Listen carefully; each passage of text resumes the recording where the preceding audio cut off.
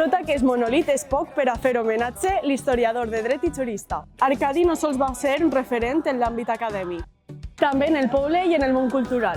Va estudiar els Furs, membre de l'Institut d'Estudis Catalans i del Consell Valencià de Cultura.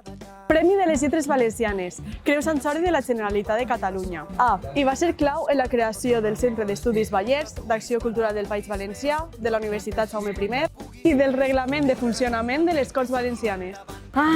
Arcadi era de categoria, però veiem si la gent sap realment les curiositats de la seva vida.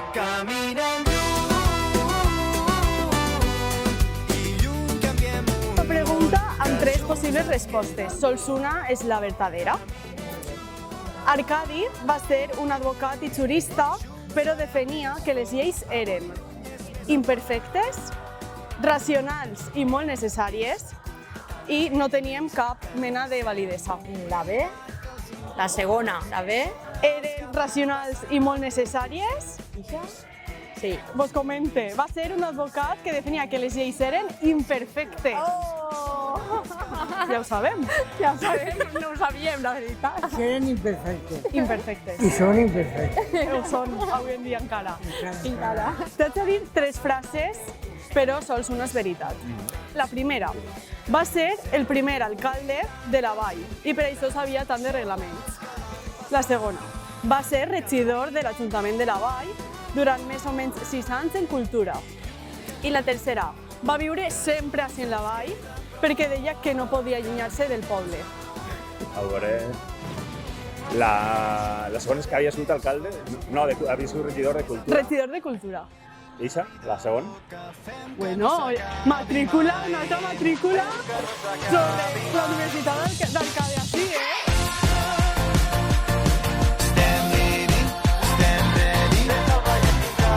Te vaig a donar 3 preguntes, 3 afirmacions i me dius si és veritat o fals, és en format ràpid. Arcadi vivia a Valls i tenia una gran connexió amb les festes de Sant Vicent. Verdader. Molt bé. Seguim. Arcadi va ser el primer mantenidor de les festes de Sant Vicent Ferrer. Verdader. Per ahí? Què passa per ahí? Arcadi era un amant de l'empedrau i el sabia cuinar molt bé. Fals, perquè si les altres no són verdaderes. Bueno, per l'estratègia. Seguim per l'estratègia. Molt bé, has encertat les 3. Així que, altra matrícula d'honor. Teniu una pissarra a les vostres mans i m'heu de descriure la resposta que creu que és. La primera és, el personatge històric preferit d'Arcadi García va ser... Comença per Xota. Comença per Xota. Personatge històric. Sí, ja tenim una resposta. Personatge històric que comença per Xota. 3, 2, 1, tirem. Som el primer, molt bé. Molt bé, doncs ho has encertat. Espero que no s'estiguen copiant així mentre jo vaig llegint. La segona pregunta és, el seu plat de menjar favorit eren els... Comença per M. A veure, plat de menjar favorit... No sé si lo he escrito bien. Tirem, jo crec que està correcte, però a veure, què està passant així? Com ho sabíeu, això? Com ho sabies? És macarró i la molt. L'última ja. El seu major desig era conduir... El què? El seu major desig era conduir... Què cosa? Què voldria conduir, Arcadi? Con ninguna letra. Clar, sin ninguna letra.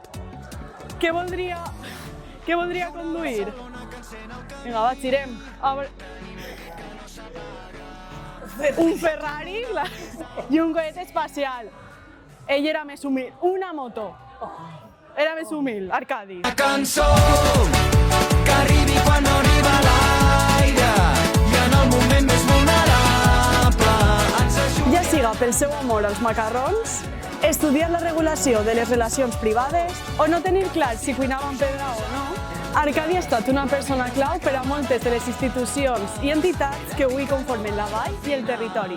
Així que posem-nos les piles i almenys intentem fer com ell, perquè jo també vull que me recorden amb un monolit enmig de la Fira de Sant Vicent.